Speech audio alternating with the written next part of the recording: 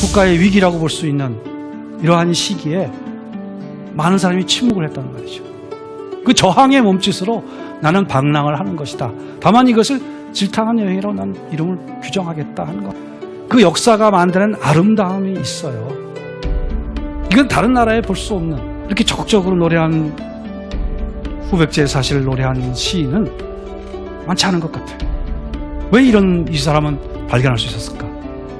이런 역사를 발견할 수 있었을까?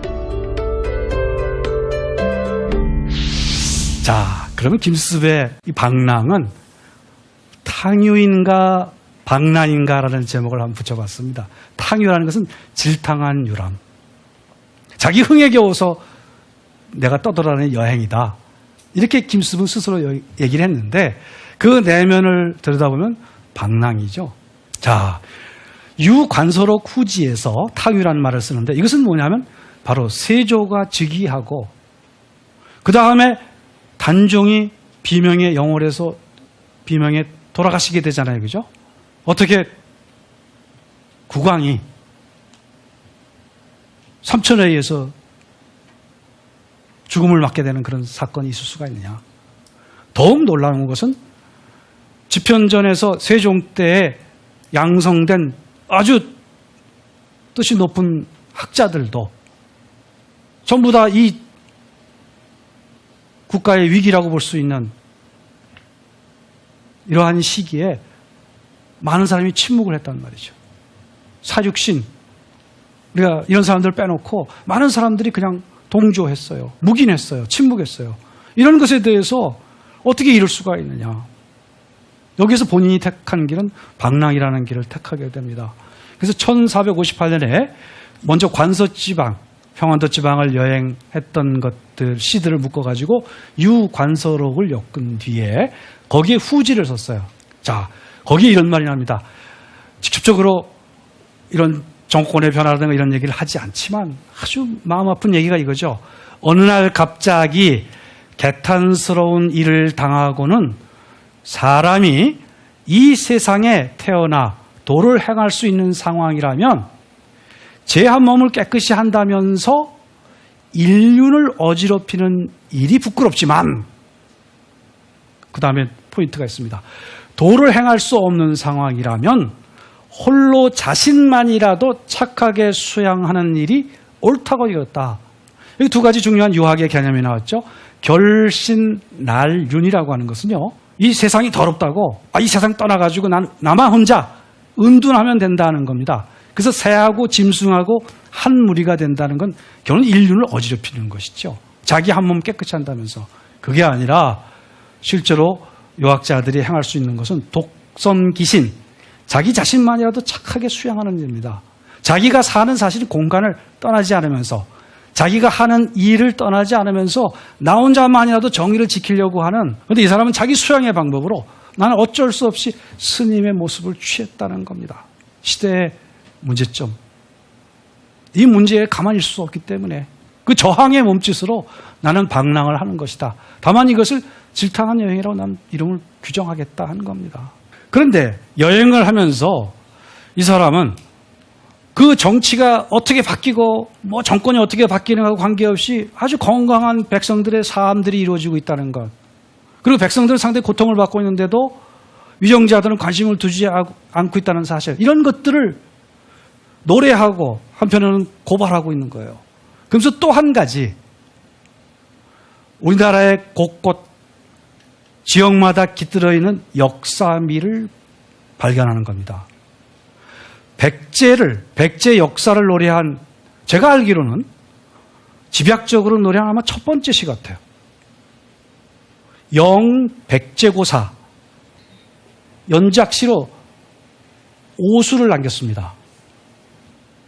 그리고 뒤에 보시면 알겠지만 경주 있지 않습니까? 경주에서 좀 잠시 길게 체류를 하는데 경주에 여러 가지 유역들을 전부 다 이 사람들이 시를 읊었어요. 그 불국사 앞에 있는 그 아치형의 이런 다리라든가 이런 것들은 김습의 시가 없었으면 복원하기가 어려웠어요.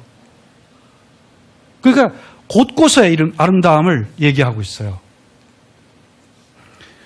이 영백제고사 가운데 같이 보실 시는 두 번째 시입니다. 첫 번째 시는 백제.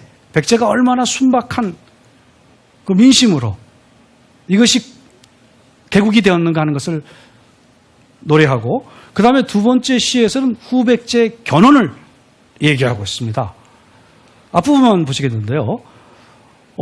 견시 성완산. 견혼이 완산의 성을 두어 의기하 호릉. 의기가 얼마나 호방했던가. 주의 하총 탁적 신강응. 붉은 옷 그 노인은 누구였던가. 신이 내려 엉견노라고 가탁했도다. 혁구자 정신, 악부치 여증, 옛것을 뒤엎고 스스로 혁신하여서 부절을 쥐고서, 부절이라고 해서는 천명을 받았다는 뜻이 됩니다. 왕으로서 옥새를 지었다고 보면 돼요. 부절을 쥐고서 백성들을 다스렸다. 이렇게 해서 우리 후백제의 개국이라고 하는 것이 정당하다는 걸 얘기를 하고 있어요. 그래서 저는 이 앞부분에 보면은 주의 하총 탁적 신강응을 보면서 깜짝 놀랐습니다. 이 붉은 옷이라고 하는 것, 삼국유사 기조에 자의라고 하는 자주색 옷을 입은 사람 이야기입니다. 견훤의 고산 아시죠? 견훤은 빛골, 광주의 부잣집 딸이 밤마다 어떤 자줏빛 옷을 입은 남자하고 와서 관계를 맺어가지고 낳은 거예요. 그죠? 근데 그 자줏빛 노인은 어떻게 했습니까? 그 아침에 나갈 때 그 옷깃에다가 바늘을 꽂아두라고 하는 이야기를 듣고 이 여인이, 처녀가 바늘을 꽂아두었더니 나중에 봤더니 이것이 지렁이였다는 거 아니에요. 그죠? 커다란 지렁이였다. 견훤은 그런 커다란 지렁이의 자식이라는 거예요. 그리고 여기 보면 여증이란 말을 사용한 걸 보고 깜짝 놀랐어요. 신라 중심의 사관이라면 백성이라는 말을 사용하지 않겠죠. 백성들을 다스렸다고 했습니다. 그러니까 후백제 건국이라고 하는 것이 정당한, 그리고 이 나라로서 이 나라가 그 새로운 발전할 수 있는 그런 기반을 가지고 있었다는 것을 여기에 노래하고 있는데요. 제가 과문인지 몰라도 이렇게 적극적으로 노래한, 후백제의 사실을 노래한 시인은 많지 않은 것 같아요. 왜 이 사람은 발견할 수 있었을까? 이런 역사를 발견할 수 있었을까? 방랑을 통해서 신화와 전설을 수집하고 역사미를 발견했습니다.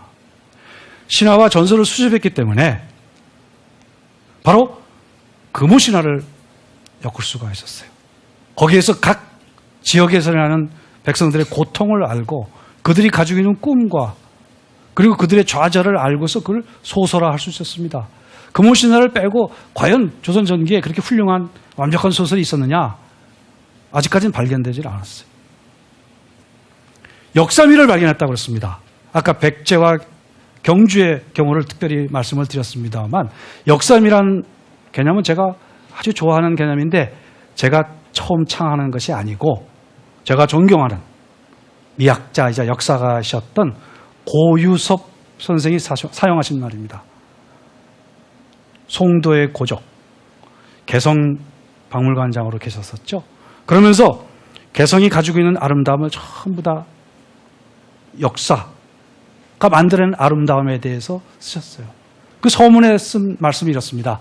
역사가는 사실을 객관적으로 분석하고 연구해야 되는 것이 맞지만은 나는 역사의 아름다움에 취하고 말았다 그랬습니다.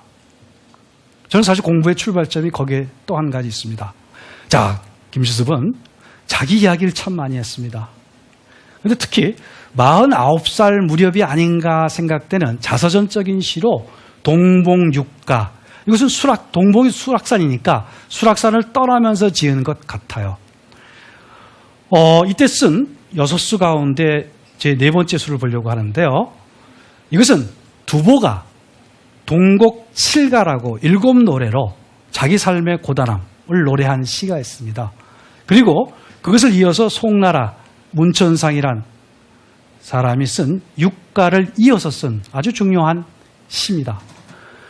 오른쪽에 있는 것은요, 매월당 집이 중앙에서 활자로 간행되었지만 경주에서도 기자원이라는 사람이 여행시들을 중심으로 모아서 매월 당시 사유록을 목판본으로 따로 간행했어요.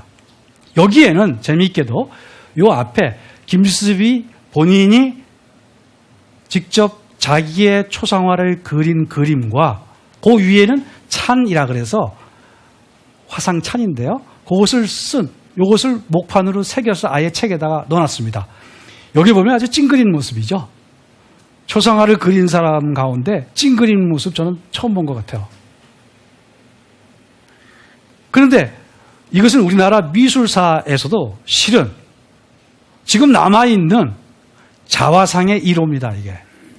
자, 동봉육가의 네 번째 노래, 어머니를 노래했어요. 제가 중국의 한시와 한국의 한시, 일본 한시를 많이 봤는데요.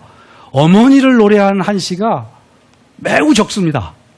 유양, 맹시양, 어머니, 맹모 같으신 어머니, 애 구육 삼천방, 애 슬프게도 고생 날 기르시며 3번 이사하셨다. 맹모 삼천리교에서 나온 말이죠, 그죠? 어머니가 김수습을 유학을 공부시키려고 송균관 앞으로 이사를 일부러 했어요. 이런 것들이 여기 담겨 있는 얘기죠. 사조학 문선왕. 그래서 나로 하여금 일찌감치 문선왕은 공자입니다. 공자를 배우도록 시키셨고 기장경술 회우당이라. 기자는 바랄 기자. 나에게 기대를 했단 말이죠. 무엇을 기대했느냐? 경술로서. 장자는 무엇을 가지고라는 뜻입니다. 경학으로 유학의 그 본령인 그 학문으로 우당을 돌이키다라는 말은 우당은 요순시대입니다. 요순시대와 같은 아주 훌륭한 세상을 만들려고 어머니가 큰 기대를 하셨다 이거예요. 그런데 어떻게 됐느냐? 언지유명 반상어. 언자는 어찌 언자입니다. 문장의 앞에 올 때는 어찌라는 의문사예요. 어찌 알았으랴? 유학자란 이름이 도리어 날 그르쳐가지고. 유학자라고 하면 유학에 충실해야 되죠. 유학의 개념, 정의의 관념으로 살라는 것이 유학의 가르침인데 그런 가르침을 내가 안 받았다면 사실은 물 흘러가는 대로 엄벙덤벙 살아도 됐을 텐데. 근데 그것이 나를 인생을 망쳐서 10년 분주 관살로라. 10년은 많다는 뜻입니다. 오랫동안 이 관사는 이 변방으로 떠돌아다니게 만들었다 이런 얘기입니다. 그래서 마지막에 어머니를 불러요. 사가해요. 네 번째 노래요. 가 우르비라. 노래하다 울컥해진다. 자오 반포 제산곡을. 자오는 까마귀입니다. 까마귀는요. 어려서는 어머니한테서 받아먹지만 성장해서는 어머니를 반대로 먹여 살린다 그래요. 그래서 그걸 반포라 그럽니다. 그래서 인자하다는 말까지 붙였어요. 그래서 까마귀는 반포하며 산골짜기에서 울건만 나는 까마귀보다도 못한 존재라는 거죠. 어머니의 노래. 우리 고려 가요에서부터 삼오곡이 있잖아요. 그죠? 제가 참 삼오곡이 참 좋아해요. 이러한 전통을 이은 씨가 많지가 않아요. 근데 어머니를 여기서 부르고 있어요. 50된 사람이. 근데 보면은 아버지를 좀 비판했어요. 아버지는 여기서 시에서 그런 건 아니라 아버지는 병들어서 취직을 안 하셨어. 약간 돈은 있었어요. 취직을 해서 병이라는 이유로 취직을 안 했고 이 어머니가 이 김수습이 그렇게 이 사무치게 부르는 이 어머니는 사실은 일찍 돌아가십니다. 10대. 그런데 아버지는 싹 빨리 재혼을 하고 말았어요. 그래서 그 얘기를 썼어요. 그래서 우리나라 학자들, 지식인들 중에서 아버지를 비판한 유일한 사람이에요. 대놓고. 저는 이것이 굉장히 트라우마 같다고 생각해요. 예전에는 한 가정의 아버지가 있듯이 한 국가에 군주가 있잖아요. 그죠? 군주는 인정을 베풀어야 되는데 가정에서도 그런 인자한 아버지를 사실 못 만났고 한 나라 안에서도 인자한 군주의 도래를 보지 못한 거예요.